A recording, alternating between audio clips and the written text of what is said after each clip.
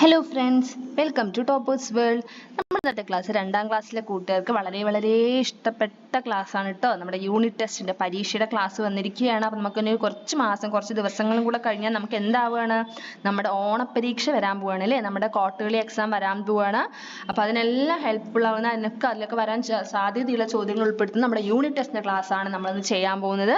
നമ്മുടെ 2ാമത്തെ പാഠം ഈ ഇംഗ്ലീഷിലെ 2ാമത്തെ പാഠം എ പീസ് ഓഫ് കേക്ക് എന്നുള്ള ചാപ്റ്ററിന്റെ ക്ലാസ് എല്ലാ കൂട്ടുകാരും കണ്ടു കാണുമെന്ന് കരുതുന്നു. അപ്പം നമ്മൾ കൂടുതലായിട്ട് പറയുന്നില്ല. ക്ലാസ് കാണാത്ത കൂട്ടുകാർക്ക് വേണ്ടിയിട്ട് ക്ലാസിന്റെ ലിങ്ക്, നമ്മുടെ ഇംഗ്ലീഷ് പ്ലേലിസ്റ്റിന്റെ ലിങ്ക് നമ്മുടെ ഡിസ്ക്രിപ്ഷൻ ബോക്സിൽ കൊടുത്തിട്ടുണ്ട്. അപ്പം അതൊന്ന് പോവുക, നമ്മുടെ 2ാമത്തെ യൂണിറ്റ് ക്ലാസ് കാണുക. അതോടൊപ്പം വർക്ക് ബുക്കിന്റെ ക്ലാസ് നമ്മൾ സെപ്പറേറ്റ് ആയിട്ട് ഇട്ടിട്ടുണ്ട്. തീർച്ചയായിട്ടും അത് കാണുക. അത് ഒരുപാട് സഹായമാവും എക്സാമിന്. കാരണം നമ്മൾ എല്ലാ ആക്ടിവിറ്റീസും ചെയ്തിട്ടുണ്ട് കേട്ടോ. എല്ലാ ആക്ടിവിറ്റീസും കൂടെ നമ്മൾ ചെയ്തിട്ടുണ്ട്. തീർച്ചയായിട്ടും കാണുക. അതിനുശേഷം യൂണിറ്റ് ടെസ്റ്റ് ചെയ്ത് നോക്കുക. നിങ്ങൾക്ക് തീർച്ചയായിട്ടും എക്സാമിന് നിങ്ങൾക്ക് ഒരുപാട് മാർക്ക് സ്കോർ ചെയ്യാൻ പറ്റുന്ന ഒരുപാട് ചോദ്യങ്ങൾ നമ്മൾ ഉൾപ്പെടുത്തിയിട്ടുണ്ട്.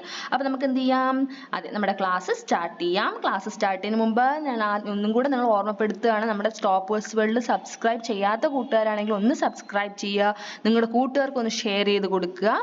ഓക്കെ, അപ്പോൾ നമുക്ക് എന്ത് ചെയ്യാം, നമ്മുടെ യൂണിറ്റ് ടെസ്റ്റിന്റെ ക്ലാസ് സ്റ്റാർട്ട് ചെയ്യാം. അപ്പോൾ ടോട്ടൽ മാർക്ക് നമ്മളിവിടെ എത്ര 40 മാർക്കാണ് കേട്ടോ. ടോട്ടൽ മാർക്ക് 40 മാർക്കുള്ള ചോദ്യങ്ങളാണ്. അപ്പോൾ 40 മാർക്ക് എന്ന് പറഞ്ഞിട്ട് ആരും പേടിക്കൊന്നും വേണ്ട.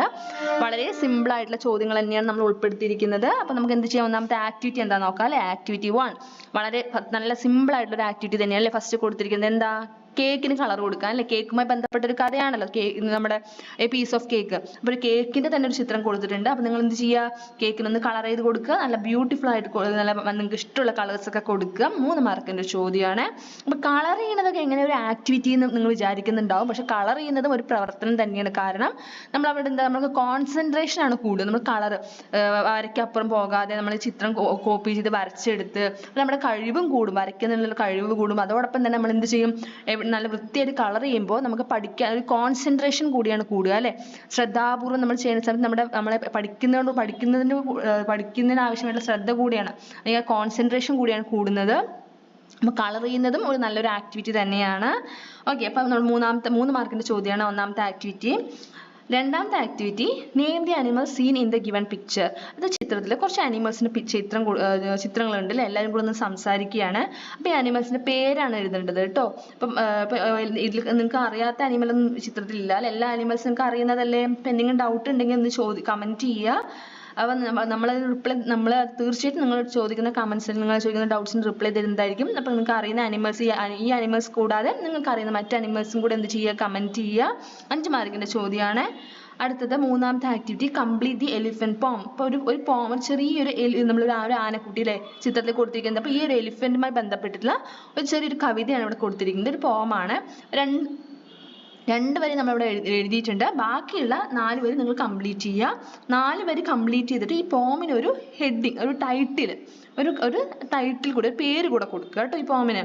അപ്പോൾ എന്താണ് first 2 lines, 2 little eyes small and bright, 1 long trunk is dark and soft. അപ്പോൾ ഇതുപോലെ മറ്റു വരികൾ കംപ്ലീറ്റ് ചെയ്തിട്ട് ഈ ഒരു പോമിന് ചെറിയൊരു പേര് കൂടെ കൊടുക്കുക. 5 മാർക്കിന്റെ ചോദ്യമാണ്. അടുത്ത 4ാമത്തെ ആക്ടിവിറ്റി. എന്താ 4ാമത്തെ ആക്ടിവിറ്റിയിൽ കാണുന്നത്, ഒരു ചിത്രം കൊടുത്തിട്ടുണ്ട്. എന്തിന്റെ ചിത്രം, എലിഫന്റ് ഫാമിലിന്റെ ചിത്രമല്ലേ കൊടുത്തിരിക്കുന്നത്. ഇതുമായി ബന്ധപ്പെട്ട 2 ചോദ്യമാണ് ഇവിടെ കൊടുത്തിരിക്കുന്നത്. ഒന്നാമത്തെ ചോദ്യം, how many elephants are there in the picture. ഈ ചിത്രത്തിൽ എത്ര എലിഫന്റ്സ് ആണ് ഉള്ളത്. എലിഫന്റ് എന്ന് വെച്ചാൽ ഏത് അനിമലാണെന്ന് അറിയാത്ത ആരെങ്കിലും ഉണ്ടോ, ഇല്ല അല്ലേ. നമ്മുടെ 2ാമത്തെ ചാപ്റ്റർ കണ്ടിട്ടില്ല, അല്ലെങ്കിൽ 2ാമത്തെ പ്രവർത്തനം, നമ്മുടെ ഇംഗ്ലീഷിന് 2ാമത്തെ യൂണിറ്റ് കണ്ട എല്ലാവർക്കും എലിഫന്റ് ഏത് അനിമലാണെന്ന് അറിയും. നമ്മുടെ ചാപ്റ്റർ കണ്ടില്ലെങ്കിലും എല്ലാ കൂട്ടുകാർക്കും അറിയണതായിരിക്കും. എലിഫന്റ് എന്ന് പറയുന്നത് ഏത് അനിമൽ, ആന അല്ലേ. അപ്പൊ ഇവിടെ എത്ര ആനകളാണ് ചിത്രത്തിലുള്ളത് നിങ്ങൾക്ക് അറിയണതല്ലേ. അപ്പൊ കൗണ്ട് ചെയ്ത് നോക്കിയിട്ട് എഴുതുക. 2ാമത്തെ ചോദ്യം, how many baby elephants are there. എത്ര ബേബി എലിഫന്റ്, കുട്ടി ആനകൾ ഉണ്ട് എന്നാണ് ചോദ്യം കേട്ടോ. How many baby elephants are there, അതും കൂടെ എഴുതുക. 3 മാർക്കിന്റെ ചോദ്യമാണ്. അടുത്തത് വീണ്ടും ഒരു കളറിങ് ആക്ടിവിറ്റി തന്നെയാണ്, കളർ ദി എലിഫന്റ് പിക്ചർ. അപ്പം നിങ്ങൾ ഇതേ എലിഫന്റിനെ കളർ ചെയ്യണമെന്നില്ല, നിങ്ങൾക്ക് അറിയാവുന്ന വേറൊരു എലിഫന്റ് നിങ്ങൾ വരച്ച് കളർ ചെയ്യുകയാണെങ്കിൽ അത് അത്രയും നല്ലത് തന്നെയാണ്. നിങ്ങളുടെ കഴിവ് കൂടിയാണ്, നിങ്ങളൊരു ടാലന്റ് കൂടിയാണ് അവിടെ ഇമ്പ്രൂവ് ആവുന്നത്. തീർച്ചയായിട്ടും ഇത് ചെയ്യുക, ഒരു എലിഫന്റ് ഒരു ചിത്രമൊക്കെ വരച്ചിട്ട് കളർ ചെയ്ത് കൊടുക്കുക. 3 മാർക്കിന്റെ ചോദ്യമാണ് ഇത്. അടുത്തത് 6ാമത്തെ activity, label the part. Elephant ഒരു ആനക്കുട്ടീൻ്റെ ചിത്രം കൊടുത്തിട്ടുണ്ട്. അതിന്റെ പാർട്ട്, അതായത് ഓരോ ഭാഗങ്ങളുടെ പേരുമാണ് കറക്റ്റായിട്ട് എഴുതാൻ പറയുന്നത്. ഇവിടെ കൊടുത്തിട്ടുണ്ട് കേട്ടോ പേരുകൾ. ഐ, ട്രങ്ക് എന്ന് വെച്ചാൽ അറിയില്ലേ നിങ്ങൾക്ക്, തുമ്പിക്കൈ കേട്ടോ. ഇയർ, ടെയിൽ, ഫുട്ട്, അപ്പോൾ ഏതാണ് ഓരോ ഭാഗം ഏതൊക്കെയാണെന്നുള്ളത് കറക്റ്റായിട്ട് എന്ത് ചെയ്യുക, മാർക്ക് ചെയ്യുക. 5 മാർക്കിൻ്റെ ചോദ്യമാണ്.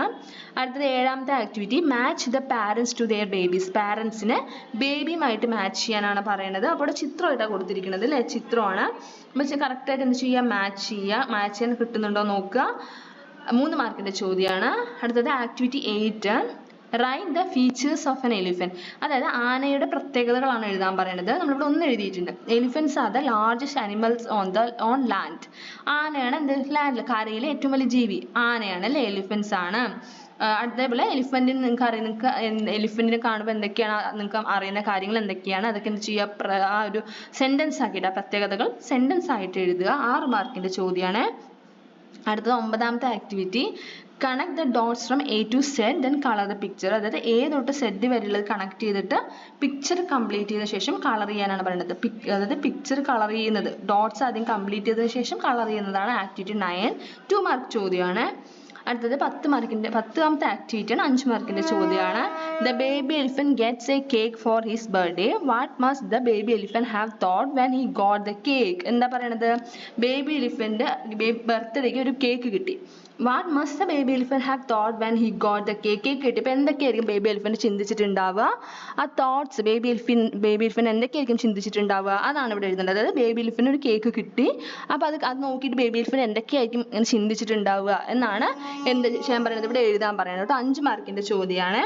10 ആക്ടിവിറ്റീസ് ആണ് നമ്മളോട് ഉൾപ്പെടുത്തിയിരിക്കുന്നത്. 10 വളരെ സിമ്പിൾ ആയിട്ടുള്ള ആക്ടിവിറ്റീസ് ആണ്. അപ്പോൾ എന്ത് ചെയ്യുക, 10 ആക്ടിവിറ്റീസും ചെയ്ത് നോക്കുക. നമ്മുടെ half yearly exam, half yearly അല്ല ക്വാർട്ടർലി അല്ലേ, ഓണപരീക്ഷ ക്വാർട്ടർലി എക്സാം വരാൻ പോവുകയാണ്. അപ്പോൾ അത് നിങ്ങൾക്ക് ഒരുപാട് സഹായമാവുന്ന കുറേ ആക്ടിവിറ്റീസ് നമ്മളിവിടെ ഉൾപ്പെടുത്തിയിട്ടുണ്ട്. അപ്പോൾ തീർച്ചയായിട്ടും എല്ലാ ആക്ടിവിറ്റീസും ചെയ്ത് നോക്കുക. നമ്മുടെ ക്ലാസ് കാണാത്ത കൂട്ടുകാരുണ്ടെങ്കിൽ തീർച്ചയായിട്ടും കാണുക.